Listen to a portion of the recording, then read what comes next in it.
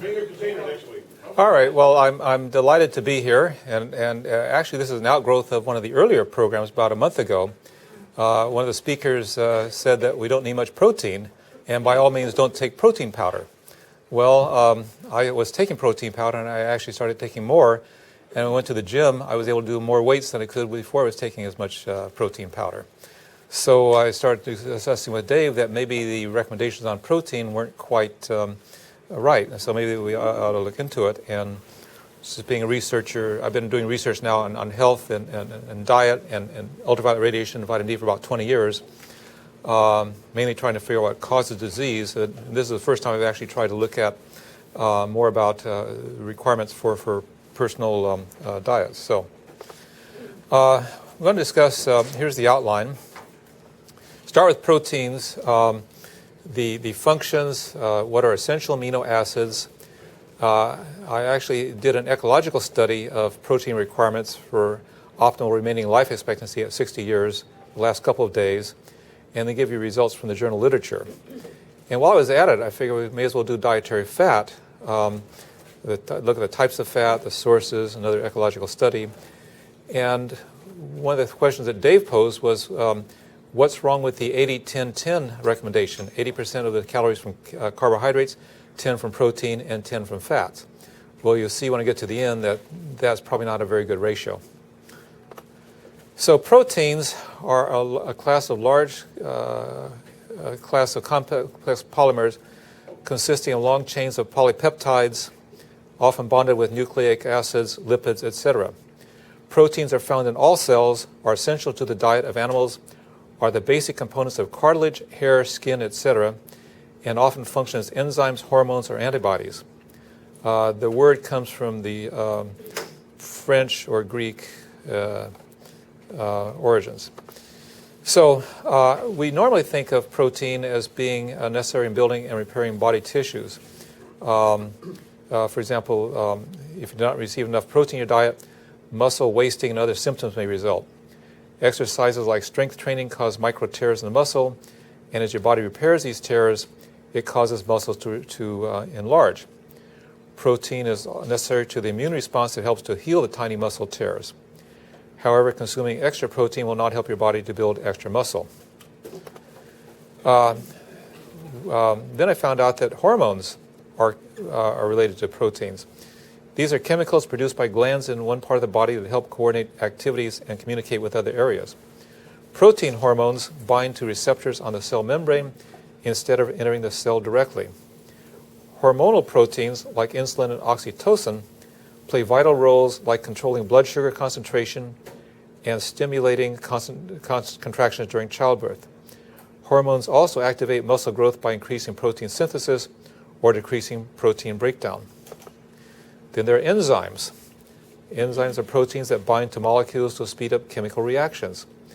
They play a role in many activities such as muscle contraction and relaxation and nerve impulse transmissions. Amylase and lipase are enzymes that help you digest carbohydrates and fat. The enzyme ATPase exports cell toxins and is essential for breaking down adenosine triphosphate, or ATP, which releases energy. I'm a physicist, not a biologist, so I sometimes stumble over these words. Immune system. Antibodies are specialized protein configurations that provide a specific immune defense against invaders. They are produced by the body's once it's exposed to specific antigens such as bacteria, viruses, or fungi. Complement proteins support the immune system as a second line of defense. They can create holes in bacterial walls, promote inflammation, which attacks macrophages that destroy invading organisms, and attach to the foreign substances. And energy. Protein is broken down into amino acids during digestion and provides 4 calories per gram, including protein with meals can help you feel more satisfied and can help you keep you fuller longer. Although protein can be used as an energy source, the body's main energy source is carbohydrates. Eating a diet with lean proteins like beans, complex carbohydrates like whole grains and vegetables, and healthy fats such as avocados, olives, nuts, and seeds is the best way to supply your body with energy. So there are essential amino acids. These are the ones that you cannot make in your body. Your body can make many amino acids from the leftover bits of old amino acids and a few other raw materials found in the body, but there are some amino acids that the human body cannot manufacture. These amino acids are called the essential amino acids because you have to consume them. Here is a list of the essential amino acids: histidine, isoleucine, leucine, lysine, methionine, phenylalanine, threonine, tryptophan, and valine. The source for this is given here. Steve Blake helped with the preparation of this program, and here's his chart of the ratio of the amino acids, the essential amino acids. The reason that animal protein, like eggs, are considered a complete protein is that it has all these essential amino acids in this ratio that the body needs. If you take a vegetable source of amino acids, just like beans or like wheat or rice or something, it's not going to have these amino acids in this combination, and so you're going to be limited to what you can use based on the amino acid that's lowest in proportion to the others. So, like I said, animal proteins contain every single one of these. And if you're ovo-lacto-vegetarian, you can get complete proteins when you eat eggs or dairy products. Each plant they eat has a different amino acid profile. For example, grains and cereals are extremely low in lysine, so low that they can't even be considered a source of lysine. If you only eat grains and cereals, you won't get enough lysine, and that's bad. So we have the idea of the complementary proteins. Legumes such as peanuts, peas, dry beans, and lentils contain a lot of lysine. On the flip side, legumes aren't good sources of tryptophan, methionine, or cysteine, but those amino acids are found in grains and cereals. As long as you eat some of the grains and some legumes, you get some of each essential amino acid. Grains and legumes are called complementary proteins because when you combine them, you get all the essential amino acids. Nuts and seeds are also complementary to legumes because they contain tryptophan, methionine, and cysteine. So here are some examples of combining plant foods for complete proteins. Under grains and legumes, you have black beans and rice, pasta and peas, whole wheat bread and peanut butter, bean soup and crackers. In terms of nuts and seeds plus legumes, you have roasted nuts, seeds, and peanuts, hummus, which is chickpeas and tahini, or lentils and almonds. So looking at the literature, it turns out that the current recommended daily allowance for protein is recommended around 0.66 to 0.8 grams per kilogram per day. However, this paper and several of the others I'm going to show suggest that a better number is around 0.9 to 1.2 grams per kilogram per day. So if you're, they're 2.2 pounds per kilogram. So if you weigh, say, 150 pounds, that's around 70 kilograms. So you need about 70 grams of protein per day. This points out that the importance of higher protein, especially for older people like myself, is that it helps prevent age-related sarcopenia or loss of muscle mass and strength that predisposes older adults to frailty, disability, and loss of autonomy. Higher protein diets also improve satiety and lead to greater reductions in body weight and fat mass compared with standard protein diets, and may therefore serve as a successful strategy to help prevent or treat obesity. Despite persistent beliefs to the contrary, the authors here could find no evidence-based link between higher protein diets and renal disease or adverse bone health. This brief synopsis highlights recent learnings based on presentations at a conference in 2015, and they're recommending 1.2 to 1.6 grams per kilogram per day, although that maybe is higher than some of the others. Here's another one that recommends 1 to 1.3 kilograms per day. So I did my own study, and what I did was I looked at dietary supply for a number of countries for the period 1992 to 1994. And I might point out that when the Food and Agriculture Organization obtains data from countries, they don't know how much is actually consumed. I mean, this is how much goes into the supply, into the stores, into the restaurants, and so on. But on average, about 70% of what is in the supply is actually consumed by humans. And then I got a remaining life expectancy for people aged 60 years of age from another website, from Global Age Watch. The link is given here. So I used data from about 39 different countries. And first thing, one thing I plotted was remaining life expectancy versus total protein. So what you see here is we go from 14, 16, 18, 20 years up to 25 years of remaining life at age 60. And we have different countries which had different amount of percentage of protein in the national diet, down around 8% in some countries, developing countries, and up to about 16% in one country. But there's a lot of scatter in the data, and so that's not telling us very much. So what I then did was look at the protein derived from animal sources. And so now you see we have a much better correlation. R value is 0.78, which if you know statistics, that means we're explaining about 60 some odd percent of the data by this model. And it's showing that by going up to around 8 or 9% of protein from animal sources, you can reach the maximum life expectancy. But that's not quite, well, this is, what I've done here is, I'm considering here that animal source protein is complete protein. This is not a recommendation for animal protein, it's just sort of for purpose of illustration. So now if we look at total protein for the more developed countries, we now see that we start around 21 years of life at age 60 for about 8% of protein in the national diet, going up to about 26 years of life for around 12 to 14 or so percent protein in the national diet.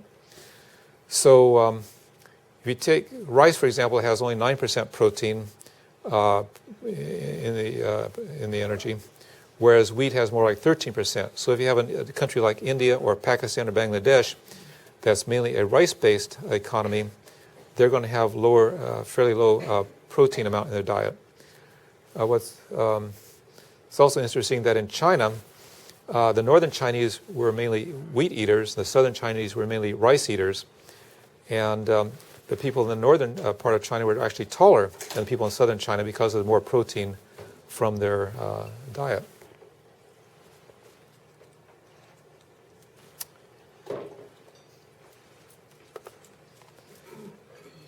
Okay, let's see. So interpretation is that animal proteins are complete proteins. Developing countries often have limited food sources, so they're probably not able to make complete proteins by food combining. So the conclusion seems to be that remaining life expectancy at age 60 increases up to about 13% of energy from protein, or about 80 grams per day, or 3 ounces per day.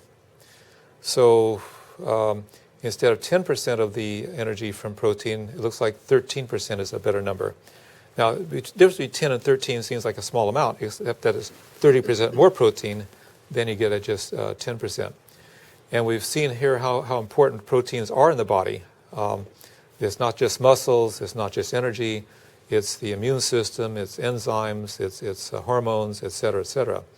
So it looks like proteins are probably the most important part of the diet, one of the most important parts of the diet. Now, one of the reasons you don't want to get a lot of your protein from animal sources is that animal sources protein are a big risk factor for Alzheimer's disease. This is a study I published last year in which I looked at Alzheimer's disease prevalence in 11 countries as a function of national diet. And what I found was that the countries with the highest meat consumption had the highest Alzheimer's disease rate. And that was, it turns out the three countries were very different countries. It was United States, of course, but also Brazil and Mongolia. Countries you wouldn't actually think would be in the high meat category necessarily. But Mongolia, living on a high plain, grows a lot of livestock, and it's very cold, and I guess they can't raise vegetables very much, so they're eating a lot of meat. And Brazil loves its beef. The countries with the lowest amount of Alzheimer's are the countries with mainly the rice-based diet: Sri Lanka, India, China, and Egypt. The Mediterranean diet that's touted as being the way to reduce the risk of Alzheimer's by 50% actually falls right in the middle here on this graph. So if you want to go another 50%, you go to a vegan diet. And then in terms of cancer, I've done studies, and other people have done these studies. I'm picking here some results from Uruguay, and they found that almost every type of cancer, if you eat a lot of meat, especially red meat, you raise your risk of cancer by 30% to maybe 150%. These are observational studies.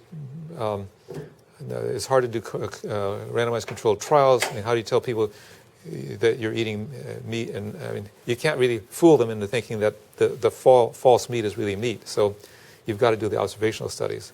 Yes? This leaves me perplexed. So I just heard you say that studies show that if you have a portion of your protein from animal source, that increases life expectancy. But if you have protein from animal sources, it increases the risk of Alzheimer's and cancer. So it's a catch-22, huh? What's the solution? Well, I haven't fully worked that out. I mean, there's the other thing. If you get your vitamin D from sunlight, you run the risk of getting melanoma and skin cancer. So you can take vitamin D supplements, which give you most of the benefits of being in the sun, without the risk of skin cancer and melanoma. The increased risk of Alzheimer's and cancer doesn't seem to come from the protein. It seems to come from the saturated fatty acids. And when you eat animal products for a large source of your energy, you change the trace mineral balance in your body. You're picking up like more mercury from fish, more iron from red meat, more manganese, more zinc, more copper, et cetera, et cetera.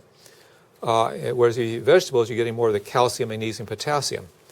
So there's subtle things going on. It's not just the protein. I mean, what you can tell from this is that yes, you need a lot of complete protein, but then you want to ask, well, do I want to take? It's like taking a drug. If you take a drug from the pharmacy, it always has side effects. And so this is, if you take your protein from animal sources, the side effect is you might get Alzheimer's disease, you might get cancer, you might get cardiovascular disease, et cetera, et cetera. So I think that's the way to look at it. What's the solution? Eat a well-balanced vegetarian diet. Make sure you get your balanced amino acids. And I think that some of the protein powders, especially ones made up from different sources, might be a good supplement to use, along with your beans and your grains and so on like that. Well, excuse me. When you mentioned, because you started out talking about protein powders, or that's what stimulated your interest. Right. But did you go as far as to determine which specific protein powders, or No, the effects of those? Because I've heard quite a few people say the opposite, which I think that's what stimulated your thing, but saying powders are not the best way to get vegan protein. Well, I know that if you get there's one product just says pea protein. Right. So that's probably just has the limited number of amino acids in that it doesn't have a complete protein. I do have a product I bought that has a number of different sources for the proteins, and I should go back and check to see how complete the protein is in that. But that's a good point. Thank you. Okay, so as long as we're doing a diet, let's look at the dietary fats. And much of this material came from Steve Blake's book, Fats and Oils Demystified. And Steve can send it to you online, Steve at drsteveblake.com. So While carbohydrates are the main source of fuel in your body, your system turns to fat as a backup energy source when carbohydrates are not available. Fat is a concentrated source of energy. 1 gram of fat has 9 calories, which is more than double the amount of calories from carbohydrates and protein. Because fat is high in calories, you need to limit your diet to 20 to 35% of calories from fat, reports MayoClinic.com. And based on an 1,800 calorie diet, this recommendation amounts to 40 to 70 grams of fat per day. Another important reason for having fats in diet is that the vitamins rely on fat for absorption and storage of many vitamins. Vitamins A, D, E, and K, the fat-soluble vitamins, cannot function without adequate daily fat intake. These vitamins are essential parts of your daily diet. Vitamin A keeps your eyes healthy and promotes good vision. Vitamin D does many other things. That's another whole presentation. Vitamin E protects cells by neutralizing free radicals, and vitamin K is important for blood clotting, but also for bone health and for reducing risk of cancer. And if you don't meet your daily fat intake or follow a low-fat diet, absorption of these vitamins may be limited, resulting in impaired functioning. Another benefit of fat is insulation. Fat cells stored in adipose tissue insulate your body and help sustain a normal core body temperature. Adipose tissue is not always visible, but if you're overweight, you may be able to see it under your skin. You might notice an abundance of adipose tissue in certain areas, causing lumpy patches around your thighs or stomach. Other stored fats surround vital organs and keep them protected from sudden movements or outside impacts. So there are good fats and the bad fats. According to Steve Blake, opt for good monosaturated and polyunsaturated fats or MUFAs and PUFAs whenever possible.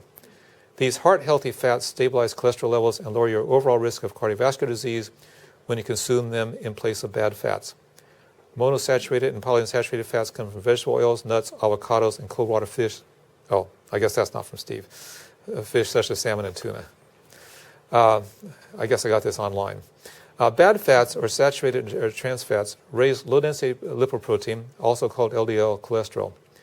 Elevated low-density lipoprotein hardens arteries and raises blood pressure. Over time, you may be more at risk of heart attack and stroke. You need increased levels of high-density lipoprotein to rid your body of excess low-density lipoprotein. Trans fats are especially harmful.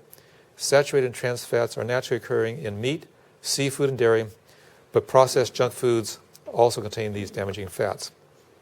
So here's what Steve says. 10% of calories as fat is not enough. The WHO estimates that we need 5 to 8% of our calories as linoleic acid. We also need 1 to 2% of our calories as alpha-linolenic acid. So just the essential fatty acids need to make up 6 to 10% of our calories. But they do not come in pure in whole food. His estimate is that we need 17% minimum of fats and oils in the diet to get enough of these essential fatty acids. Oops.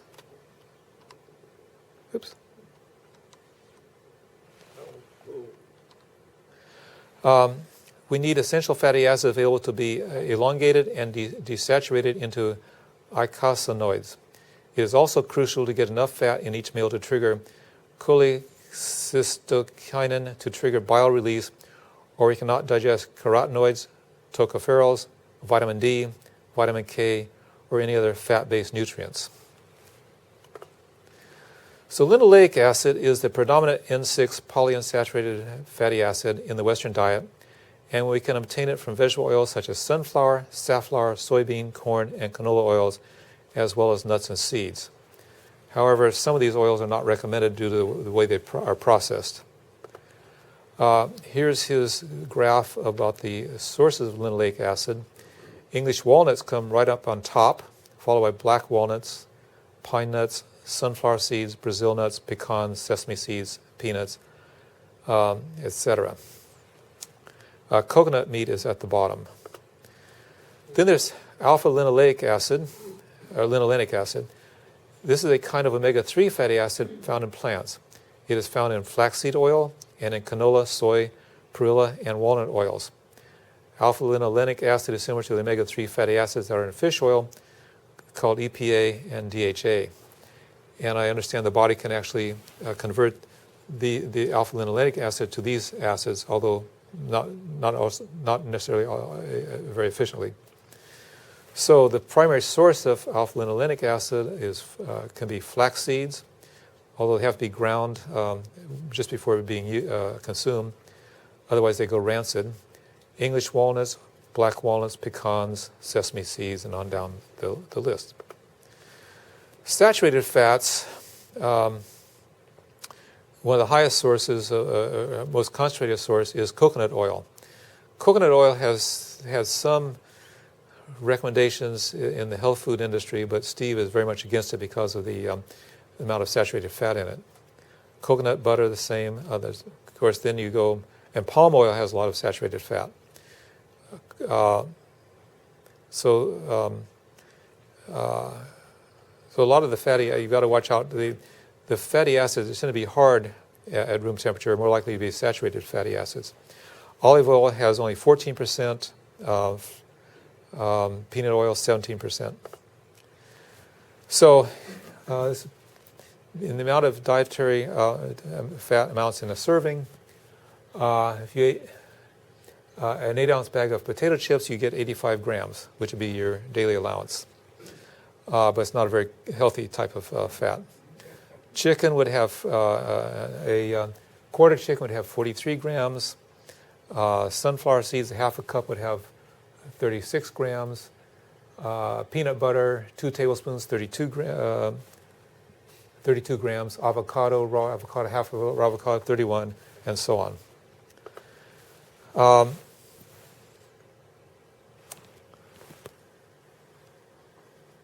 And then in terms of monosaturated fatty acids, did we just do this one? Or was it a... Okay, so it's a little bit different here. But again, potato chips are on top, avocado, chicken, peanut butter, almonds. Half a cup of almond would be 16 grams of monosaturated fatty acids. So one can, if one has a table like this, one can sort of try to choose foods that optimize the amount of fats you're trying to get in your diet. So again, I did one of these ecological studies looking at dietary fat. And what we see here is that for around 10% of the diet as fat, the remaining life expectancy is around 18 years at age 60. But by the time you get up to around 40%, you're towards 25 extra years. I was amazed at how important that diet fat seems to be in terms of life expectancy. If you look at the number in terms of grams, we run from 0 down there to 150 over here, and again you see a similar curve. What I probably should do is make sure that that I'm not just looking at dietary fat as an index of say animal products in the diet. I should do what are called multiple linear regressions and look at say the protein and fat together and see whether how they combine. But it does appear to be that fat is important.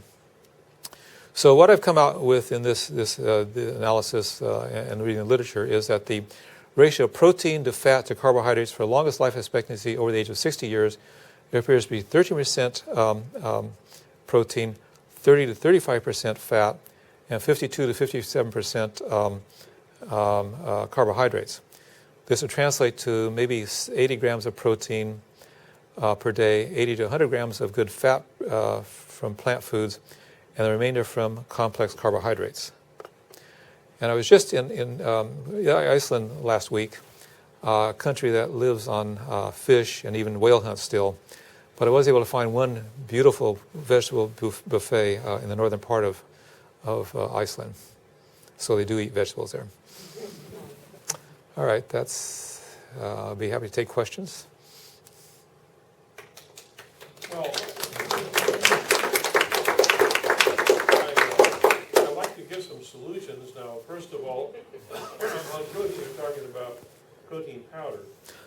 So I've also heard some warnings about different protein powders. For example, avoid whey, things like that.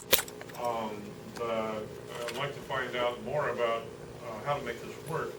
And on fats, did I understand you to say that higher dietary fat is increased life expectancy? Yes. Okay, so we need to find out, I mean, for me, I'd like to find out, okay, how to make it work, you know, like avocados, eat lots of avocados, or what? Okay, what I try and do is present the basic science here, Okay, yeah. and some sort of guidelines to some of the sources of data. But I think one, and I think about protein powder as a supplement to protein. If you're not getting, if it's a little difficult to make the beans and the grains and all that. I'm not recommending just live on protein powder. But one can, take these recommendations and look at your sources of food and figure out, you go to the tables, find out how much protein is in the beans, how much is in the grains, etc., how much fat, and you can start trying to combine them in order to reach these macro numbers. Now, on the other hand, Steve Blake has done a lot more research onto proper diets, and it's also important to optimize the micronutrients, the vitamins and the minerals and all that. And he has a program which he will sell, which lets you put in your food. You can put in how many ounces of this, how many ounces of that, and how many grams of whatever, this, that. And come out and tell you what you've come up with, whether it's going to meet all of your requirements. And he's actually analyzed like the McDougall diet and other diets and found out that, I think McDougall's probably an 80-10-10 diet person. He's found a number of limitations in that diet. But then you can take his program and you can start adjusting it and try to find out where you fit in, what would be the optimal diet. Now, of course, there's another aspect. What I've been recommending here is probably for the average person. If you're a little heavier or lighter, you're not going to want 80 grams. You might want 100 grams or 50 grams. So one has to account for that as well. Maybe we should have another time go into more details about working out the menus and numbers like that. Well, I think one challenge is that this goes against the conventional wisdom that is presented often. Now, for example, I've watched a good number of vegan authorities say, and I've seen this, don't worry about protein, you'll get plenty, just eat your veggies. I saw this last week, in fact, don't worry about protein, get plenty of protein from green beans, from whatever, but that doesn't say what you said tonight about quality of protein. So therefore, where could we find someone who would be an impartial, an objective presenter that could say, yes, okay, I'm going against the tide or the current here, but here's what you need to do to get the quality of protein you need. How do we find that? I'll look into it. If anybody else has any suggestions, forward them to Dave or to me. What do we do with conflicting information? Because you remember last week the presenter said protein is in everything you eat. So as long as you eat veggies, fruit, you'll have plenty of protein. Your studies are saying that's not true, that the quality of protein makes a difference. Right. Well, what one has to do is go back to the peer-reviewed journal literature, and it's the papers I showed on the amount of protein required are published in the last year or so, and they're challenging the standard recommendations of 0.6 to 0.8 grams per kilogram per day. And I'm not even sure, I presume they're talking about complete proteins, although I haven't read the articles in detail. But science does sort of move forward. I mean, I've seen that in the vitamin D field I've been working on for 15 years, that it used to be recommended 200 IU per day, then 400 IU per day, now 800 IU per day, 1,600, 2,000 IU per day. As they find more uses, more advantages, more health benefits of the whatever it is, they start changing recommendations. And I'd be curious, now that you've mentioned this, I should go back and look at the recommendations from McDougall and Ornish and Barnard and Campbell and see how much protein they recommend and what the basis for the recommendations is. I know that, for example, T. Colin Campbell became soured on protein because he went to the Philippines to try to to increase their dietary quality. And he grew up on a dairy farm, and so he was tasked with introducing dairy products to the Philippines. Well, it turns out that children as young as 4 years old started getting liver cancer. And it turns out the reason is that aflatoxin is endemic in hot, moist environments. And but in the tropics, the people there have an enzyme in the liver that detoxifies or destroys aflatoxin. But then casein in milk destroys the enzyme that destroys aflatoxin, so we're getting liver cancer. So that set him on his path to becoming a vegan. McDougall's story, he was in Hawaii working as a physician in his 20s. And he drank heavily, he smoked heavily, he had the wrong diet, and by age 29 he had a stroke. And he still limps today from that stroke. But he started looking into his patients, and he had elderly Japanese patients and young Japanese patients. And it turns out that the elderly Japanese patients had much better health than the younger ones. And he looked into it and found that they were still eating the traditional Japanese diet, whereas the younger ones were eating more of the American diet. In fact, the reason I got into the whole study of health was that a paper was published in 1996 from Hawaii, pointing out that Japanese American men in Hawaii had 2.5 times as much Alzheimer's disease as native Japanese. And that was shortly after the genetic risk factors had been identified for Alzheimer's. And I've been studying both Alzheimer's and trace minerals and forest soils and trace minerals, and said, well, it's got to be the American diet. And I'll just do one of these ecological studies, and I'll figure out what causes Alzheimer's. So I did the study and published it in 1997 and got on Dan Rather and CNN. It was my first time in doing a health study. It was like hitting home run my first time at bat in the major leagues. And so that's what got me interested in health studies rather than atmospheric studies. But the Alzheimer's Association wouldn't accept that because they said, well, we know it's genetics. What do you mean it's diet? It actually turns out that the Adventist study had actually figured out in 1993 that meat caused Alzheimer's disease. They published in an obscure journal article, which I finally found last year, but they found that their meat-eating Seventh-day Adventists had 3 times the amount of risk of dementia as their vegan colleagues. Wow. So, with 6% of our GDP going into livestock production, it's really hard to fight to get the word out that eating meat and eggs and chicken and so on is hazardous to your health. Well, you showed the movie What the Health, Yeah. and you show that every disease organization is pushing animal products and sugar and all that, and will not defend it in terms of science, except that they help support these organizations.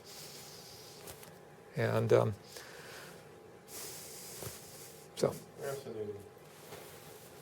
Why is it not like when you see like people celebrating people's 100th birthday on TV, they'll say, well, I don't think any of them were vegan.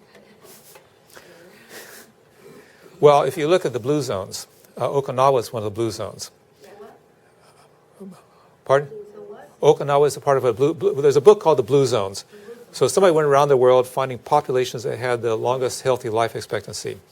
So I found that in Okinawa, the southern part of Japan, a separate island from Japan, that they lived to be 80s or 90s or so. And they raise their vegetables. They spend a lot of time in the sun. They do a lot of exercise, probably very little animal products. And so there's an example of a good diet and good healthy lifestyle. The Cyprus in the early 60s had a good lifestyle and good life expectancy. Part of the reason we got I think part of the reason we got into the obesity epidemic that we have nowadays is that Ansel Keys did a study called the 7-Country Study back in the 60s or 70s. And what he did was he looked at men in 7 countries, carefully chosen so that the amount of heart disease was proportional to that he wanted to show that it was proportional to animal products and animal saturated fat in the diet. And like Japan near the bottom and Finland near the top and so on. And about the time he was publishing, John Yudkin in England who's a diabetics physician, was saying, no, it's not animal fat, it's sugar that causes obesity and diabetes and so on. Well, Ansel Keys argued stronger and won the debate. And so in 1978, when the McGovern Committee made the dietary recommendations for the United States, they recommended to reduce the amount of fat and sugar in the food supply. At that time, the Americans were eating about 37% of their calories from fat. Well, even though it said sugar, be reduced sugar as well as fat, the food processors took that as a clarion call to reduce the amount of fat in the processed food. Now, if you take fat out of processed food without putting anything else back in, it tastes like cardboard. So the manufacturers had to put sugar in to get the flavor up and get the calories up.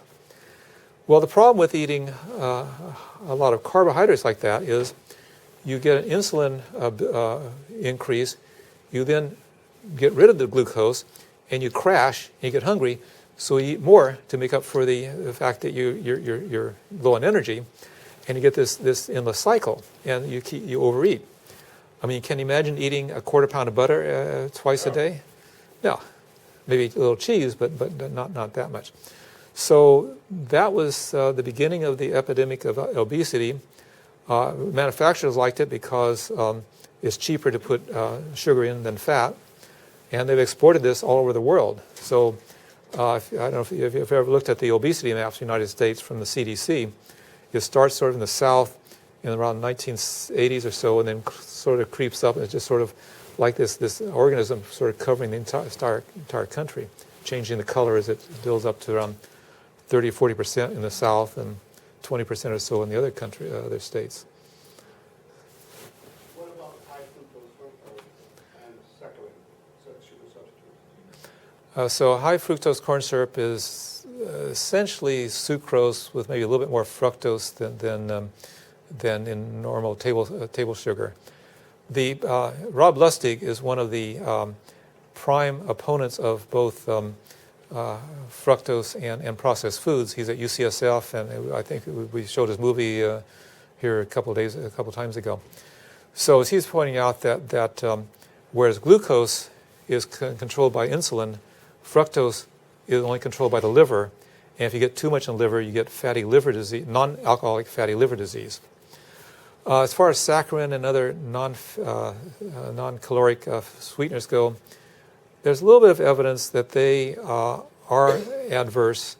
Part of the thing is that they signal the body that there's sweet food in the GI tract, and the body wants to react to that. It wants to start doing whatever it does to process sweet food. There hasn't been that many papers studying it, but I prefer, I'd probably stay away from artificial sweeteners. Yes? Where are you getting your national diet data from? That's the Food and Agriculture Organization of the United Nations. It's online, FAO.org, something or other. So it's and they actually have data for almost every country, and they have it for every year. So you can get fish, types of fat, types of cereals and grains, and that sort of thing. So I've just chosen to look at the coarsest outcomes, but it's a very good reference. Is it possible that, since you're using animal products, that countries that have high meat consumption, it's a surrogate for wealthier countries and they have better medical care? Well, one country I didn't show in this thing here in terms of protein and life expectancy was Mongolia. It has about the highest animal protein consumption and a very short life expectancy. But that is a good point. You showed that there's a high Alzheimer's rate there. Right, but also a low life expectancy. GDP should be taken into account as well. And that, if I do a multifactorial analysis, I would include GDP and so on. But now Finland's an interesting case. They had very high rates of cardiovascular disease. until I think Dr. Puska, as a young physician, organized a small region organized a community to get people to reduce their amount of saturated fat consumption. And he dropped the clogged artery, the coronary heart disease rate considerably by doing that. And I think he became the national physician or physician in chief or whatever. So it can be done, but you couldn't do that in the United States. I mean, you couldn't even do it in your neighborhood. Yes? What are your recommendations for an optimal diet? Oh, it changes depending on my research. Yeah. So when I found out that Alzheimer's was linked to eating fat, I reduced the amount of fat. When I found that cancer is linked to eating meat and eggs, I started reducing meat and eggs. And then I started coming to these about a year ago. And I try to, I was eating a lot of carbohydrates, but probably not enough fat and not enough protein. Today, while I was working on this and seeing the benefits of fat, I started eating peanuts and walnuts and avocado and really gorging on the nuts. So, and also had some protein powder for lunch along with the oats and whatever. But I think one has to be, now my girlfriend, she claims that she has good genes because her parents lived to be in their 90s. My parents didn't make it quite that far, so I figure I have bad genes, she has good genes. So she eats cheese and crackers and hot dogs and hamburgers and all that sort of stuff, and I just sort of cringe and as long as she cooks for me what I want, I'll cook for her what she wants or let her eat it. So one has to be accommodating. One thing I sort of realized is that it's better that I give what I call wholesale advice, which is present the science in peer-reviewed journals or in talks, but don't tell any one person that, oh, you shouldn't be eating that or you should be eating this. I mean, it's up to everybody. I mean, for example, in Europe, it's very interesting that our genes for digesting and accommodating food have changed depending on where people live for hundreds or thousands of years. So in Northern Europe, lactose tolerance is there, because starting about 6,000 years ago, people who lived there who could drink cow's milk could live longer than those who couldn't. And so that spread throughout the gene pool. In the South, in the Middle East, gluten tolerance is very common because they can grow wheat and they go out and they have bread every day. So as you go throughout Europe, as you go to Northern Europe, you're going to find more gluten intolerance, and in Southern Europe, you're going to have more lactose intolerance. What's also interesting is that you have more wine consumption in the South and more hard liquor consumption in the North. And I'm not sure what gene there is for wine versus hard liquor, but yes? So, one question I have since you're a chef, and you cook for your girlfriend, the question is, can you explain how we get free radicals in good oils, like olive oil? I was told that if you're going to cook on low heat, very low heat, it's okay to use olive oil. But if you're going to cook like higher temperatures, you should use olive oil because of the free radicals. Can you discuss that real quick? The free radicals that we get from our oils, if it becomes rancid, like they say, olive oil does not get rancid because you cook it at a higher temperature. And so olive oil and the other more expensive oils. But I get confused. Well, I'm not an expert on that. I have done a study on what are called advanced glycation end products, and oils have a lot of those. That's a combination of glucose and protein.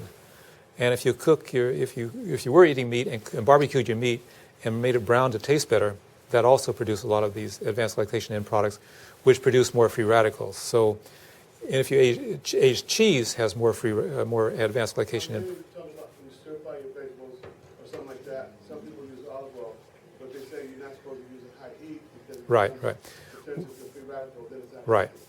I think that's probably a question for a nutritionist.